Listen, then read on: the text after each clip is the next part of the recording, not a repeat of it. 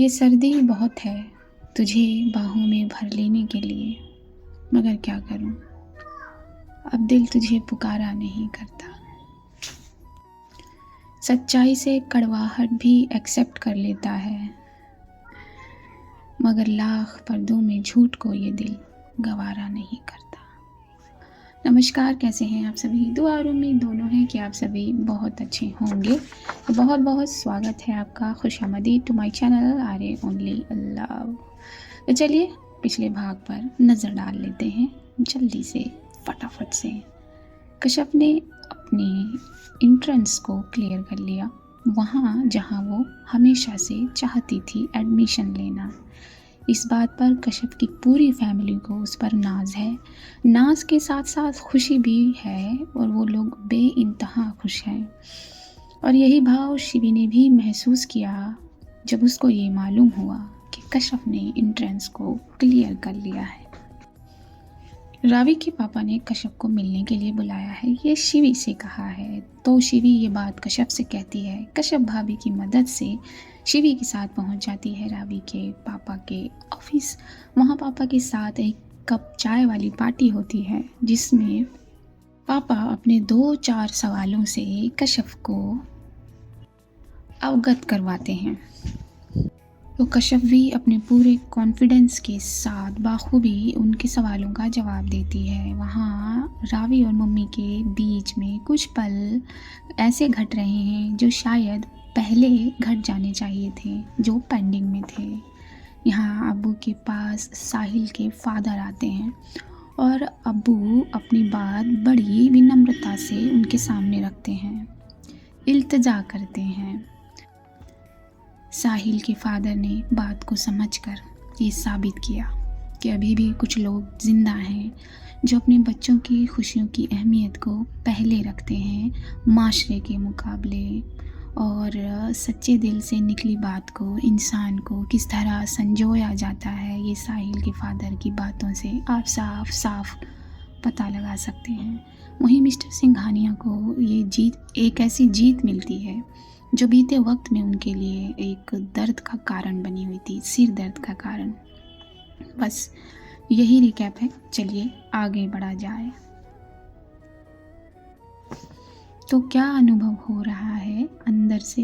हाँ, शिवी ने स्टीयरिंग घुमाते हुए कश्यप पर नज़र करके पूछा। कश्यप के लब हल्के से खिंच गए मुस्कान को लेकर, गर्दन हल्की सी नीचे की तरफ झुक गई शिवी की बात पर। हाँ हाँ, क्या हुआ बता ना। ससुर जी के साथ चाय पी के कैसे भाव आ रहे हैं अंदर से, बता ना। ये कहते हुए हंस दिया शिवी ने। कश्यप को हल्का सा उसे छेड़ना चाहा। शिवी आप भी ना। कश्यप ने गर्दन को छोटे बच्चे की तरह घुमाया और अपनी बात को आगे किया। शिवी, कश्यप ने हल्का सा शिवी को पुकारा। हाँ क्या हुआ, बोल। ये पूरा एम्पायर मिस्टर सिंघानिया की फर्म है, हमारा मतलब ये पूरा एरिया। अरे रे रे रे, मिस्टर सिंघानिया ना। कश्यप अपनी बात आगे करती उससे पहले ही शिवी ने अपने शब्द उसकी बात में जोड़ दिए। शिवी, कश्यप ने फिर से मुंह बनाया। हमारा मतलब अंकल। भूल गई? अंकल ने आते वक्त क्या कहा? शिवी ने फिर से बड़ी आंखें करके देखा कश्यप को और अपनी बात कही। वहीं कश्यप हल्की सी शाय हो गई। शिवी ने आगे कहा, हाँ हाँ, शर्माना तो बनता ही है ना। हाँ देख, जोक सपाट, ये पूरा एम्पायर अंकल का ही है, और तुझे मालूम है उन्होंने ये पूरा एम्पायर अकेले खड़ा किया है, बिना किसी की मदद के, और ये पूरा वो रावी के नाम कर चुके हैं। और तुझे मालूम है रावी ने ये संभालने से मना कर दिया बहुत पहले ही, जब उसने कॉलेज की फर्स्ट ईयर में एडमिशन लिया था। तो उससे अंकल ने एक चैलेंज दिया, उसने अंकल का चैलेंज एक्सेप्ट किया। तुझे पता है उसने वो चैलेंज जीत भी लिया। अपने न्यू प्रोजेक्ट को उसने बिना अंकल की मदद से हासिल कर लिया, और ये सब उसने बीते दिनों में किया कॉलेज का रिजल्ट आने के बाद। कश्यप की नज़रें सिर्फ शिवी के लफ्ज़ों को सुन रही थी, चुपचाप। अपनी नज़र सड़क से हटाकर कश्यप पर की शिवी ने और अपनी गर्दन को हाँ में हिलाया, और वापस उसने अपनी नज़रों को सड़क पर किया और अपनी बात में कुछ अल्फाज जोड़े। और अब जब वो न्यू फॉर्म स्टार्ट होने वाली है तो अंकल ये चाहते हैं जल्दी से जल्दी ऑफिस जो है वो बन जाए, और वो ऑलमोस्ट रेडी भी हो चुका है। लेकिन उस ऑफिस की पोस्ट को एक्सेप्ट करने से रावी मना कर रही है। शिवी ने अपनी बात को पूरा किया। कार सीधी चल रही है। कश्यप के घर जाने के लिए कार को लेफ़्ट लेना होगा, और अगर रावी या शिवी के घर जाना है तो सीधी ही रखनी होगी कार को। शिवी, कार सीधा लीजिएगा, कश्यप ने धीरे से कहा। शिवी उसकी तरफ देखकर मुस्कुराई और ओके कहकर उसने कार को सीधा ही रखा। हमें क्यों नहीं बताया रावी ने? ये कहते हुए कश्यप ने मुंह बनाया और सीट पर सीधा हो गई। वो इसने बहुत धीरे कहा था, उतनी धीरे कि इसके कानों को ही सुनाई दे। अब्बू, ज़रा चेक करके बताइए कैसा बना है हलवा। भाभी की खुशी चेहरे पर साफ साफ झलक रही थी, और उन्होंने हलवे की बॉल को अब्बू के ठीक आगे करके कहा, वाह।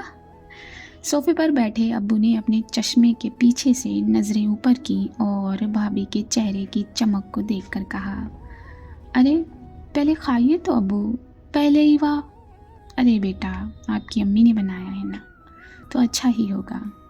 ये कहकर अब्बू ने वो बॉल ले लिया और अपनी बात को आगे किया, और वह हमने अपने बच्चे के चेहरे को देखकर कहा, ये खुशी जो कई दिनों से कहीं गायब थी, उसे देखकर कहा, हाँ वो हम भी देख रहे हैं।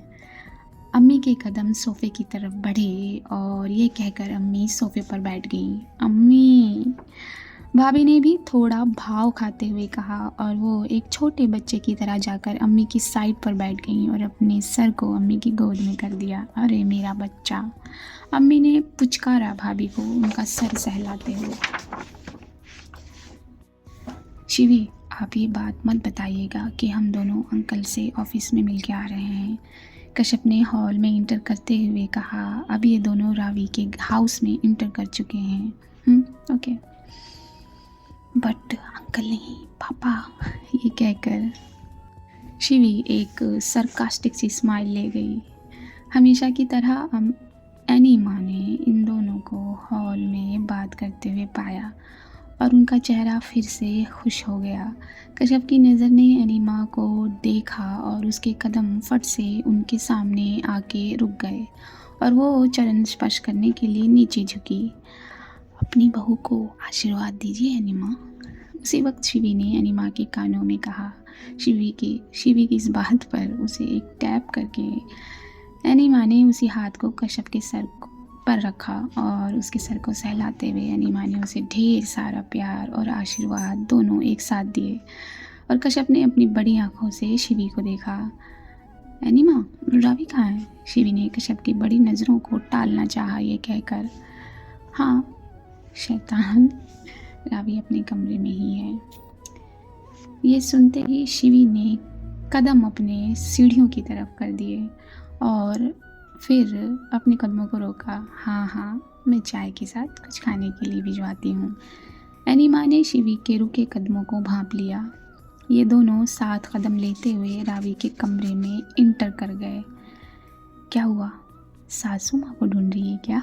हाँ, शिवी के शब्द जब रुक गए, जब उसकी नज़र सामने पड़ी और सामने का दृश्य उसने देखा, नज़र पड़ते ही उसके भाव एकदम से बदल गए और शॉक्ड वाला भाव उसके चेहरे पर आया।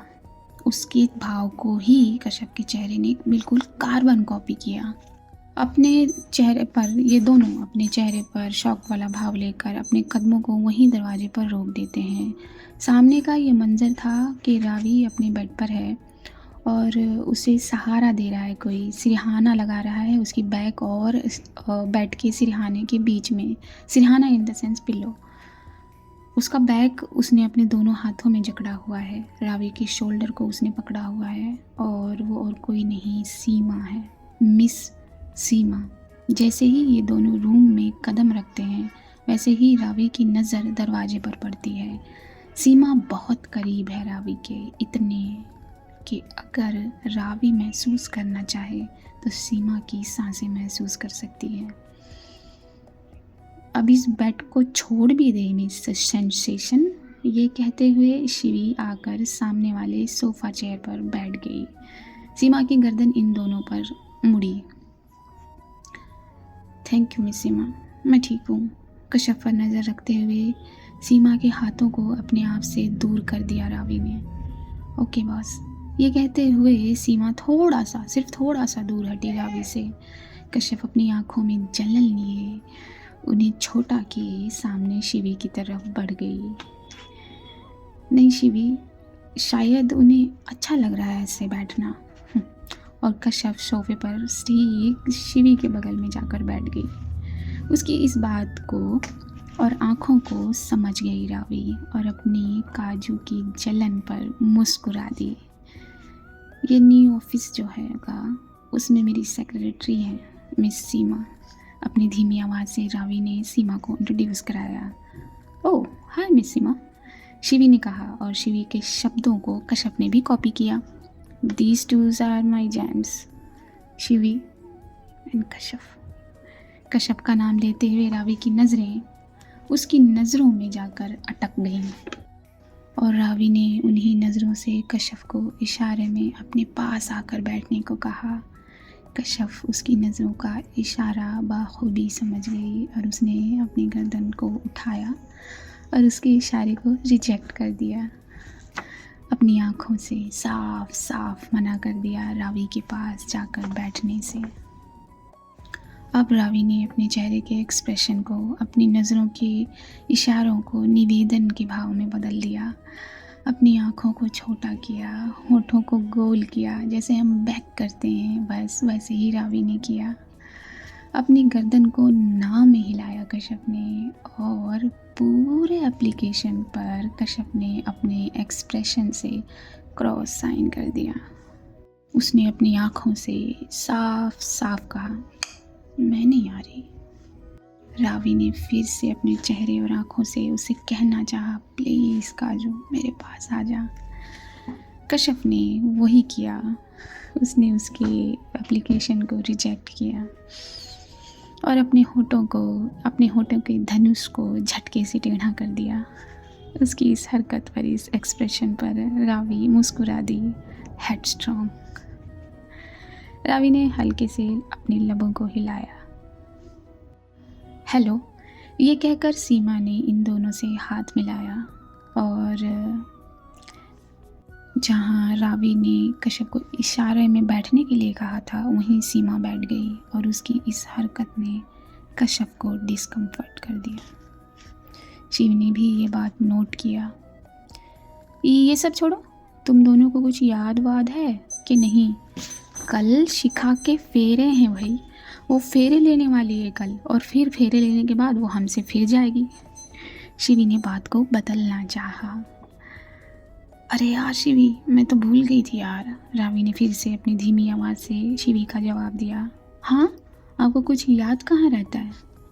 ना बताना ना पूछना। कश्यप ने अपने जलने वाले भाव से अपने शब्दों को आगे किया और दोबारा से अपने मुंह को टेढ़ा किया। सॉरी। और ये भाव शिवी ने भी देखा। आज तो तू गई रावी, शिवी ने बहुत धीरे से कहा, और अपनी आंखों को रावी पर रखकर इशारे में यही चीज़ उससे इशारे में कही। कश्यप अपनी बात कहते हुए सीमा को ही घूर रही थी, जो रावी को निहारने में लगी हुई थी। हाँ, अरे याद है भाई। तो तू आएगी ना? शिवी ने पूछा रावी से। हाँ बिल्कुल, मैं नहीं जाऊंगी तो चार चांद कैसे लगेंगे महफिल में। तो मुझको ही महफिल तो मुझको ही जमानी जमानी है ना। रावी ने ये कहते हुए एक पल के लिए भी अपनी नज़र नहीं हटाई कशफ के चेहरे से। हाँ बिल्कुल ठीक कहा आपने बॉस, आप हैं तो पलों में जान है। सीमा यहाँ रावी के शब्दों को कॉपी करती आई। सीमा की इस बात ने शिवी की आंखें बड़ी कर दी। तो सोचो कशफ के दिल का क्या हाल हुआ होगा। सॉरी, गलत फहमी है आपको कि आपके आने से महफिल जमा करती है। कश्यप ने रावी की बात को काटा। गलत फहमी भी बड़ी वाली रखते हैं कुछ लोग। शिवी अपनी बात कहकर वो शिवी पर मुड़ गई। वाह, लोगों ओके, तो देख लेना कि कैसे होश उड़ते हैं वहाँ सबके, कैसे मेरे आने से महफिल बदल जाती है, कैसे सबकी नज़रें मुझ पर टिक जाती हैं। रावी ने यहाँ कश्यप को छेड़ना चाहा। हाँ आप भी देख लेना। कश्यप ने कहकर अगेन अपने मुंह को टेढ़ा घुमाया। रावी को उस पर भी प्यार आया। कितनी क्यूट लगती है। इसे काटना है मुझे, क्या करूँ, इसे बाहों में लेना है मुझे। ये कहते हुए रावी परेशान लगने लगती है। उसने अगेन, रावी तो रावी है ना, उसने अपने दिमाग की बत्ती को जलाया, अपने दिमाग को चलाया हमेशा की तरह और शिवी पर नज़र की। शिवी तो संकट मोचक है ही इन दोनों की। तो शिवी ने भी अपनी नज़र रावी पर कर ली। रावी ने इशारा किया सीमा को बाहर ले जाने का और उस इशारे में रावी ने रिक्वेस्ट की शिवी से, जो शिवी ने एक बार में ही पकड़ ली। समझ गई 10 काउंट हो उससे पहले ही। मिस सीमा, आओ मैं आपको चाय पिलवाती हूँ, इस दुनिया की बेस्ट चाय। यहाँ के जो खान सामे हैं ना, उन्हें जानती हैं आप? अरे आप कैसे जानेंगे, अब तो पहली बार आई है ना यहाँ। चलो चलो, वो बहुत अच्छी चाय बनाते हैं, इतनी अच्छी कि आप उनके हाथ चूम लेंगी। चलो मैं आपको चाय पिलाती हूँ। ये कहकर शिवी ने अपनी जगह से वो खड़ी हो गई और अपने सीधे हाथ को दरवाजे की तरफ करके सीमा को चलने का इशारा किया। ओके, सीमा ने उसे बेमन से कहा। वो यहाँ से हिलना ही नहीं चाहती थी। सॉरी, मेरा थ्रोट थोड़ा अब रोक रहा है मुझे। तो सीमा यहाँ से हिलना ही नहीं चाहती थी। उसने बेमन से रावी की बात का जवाब दिया और बेमन से उसने शिवी की बात का जवाब दिया और उसने बेमन से अपने कदम शिवी के पीछे किए। शिवी ने अपने आप को पीछे मोड़ा रावी पर और अपनी लेफ्ट आई को ब्लिंक किया। इन शॉर्ट आम भाषा में अपनी रावी को उसने आंख मारी कि कैरी ऑन। उसके बाद रावी ने अपनी पूरी अटेंशन को कश्यप पर शिफ्ट कर दिया। पहले ही से वो शिफ्ट है, पर कश्यप अपनी तिरछी निगाहों से इस सीमा को ही देख रही थी जो इस रूम से निकल भी चुकी थी। माँ कुछ चीज़ें ले रही हैं मॉल में, एक बड़े से मॉल में। तभी उनका फ़ोन रिंग करता है। वो फ़ोन उठाकर अपने कान पर लगाती हैं। जी सिंघानिया साहब बोलिए। माँ ने कान पर लगाकर अपने शब्द आगे किए। Congratulation Mrs. अपने शब्दों में बेइंतहा खुशी भरकर पापा ने माँ से कहा और उनकी खुशी माँ के दिल तक फट से पहुँच गई। क्या बात है मिस्टर, इतना प्यार और कॉन्ग्रेचुलेशन। हाँ, अपने शब्दों में जानने वाला भाव रखा माँ ने। हाँ, लोनावला का जो हेडेक था ना, आज के बाद वो ख़त्म हुआ मिसेस, ख़त्म हुआ। व्हाट?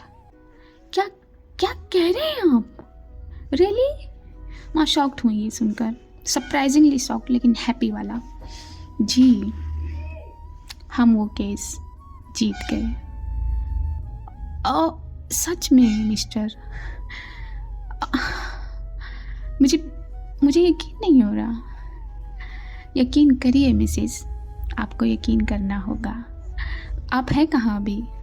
मैं मॉल में हूँ, कुछ चीज़ें ले रही हूँ। अच्छा सुनिए। जी मिस्टर बोलिए। आप एक ज्वेलरी शॉप पे जाइए, वहाँ से एक अच्छा सा डायमंड नेकलेस लीजिए और बहुत बहुत बहुत अलग होना चाहिए, बिल्कुल अलग, ठीक है। मिस्टर सिंघानिया की ये बात सुनकर मम्मी थोड़ा सा शॉक्ड हुई, हैरान लगी। उन्होंने अपनी भौं को सिकोड़ा। नेकलेस?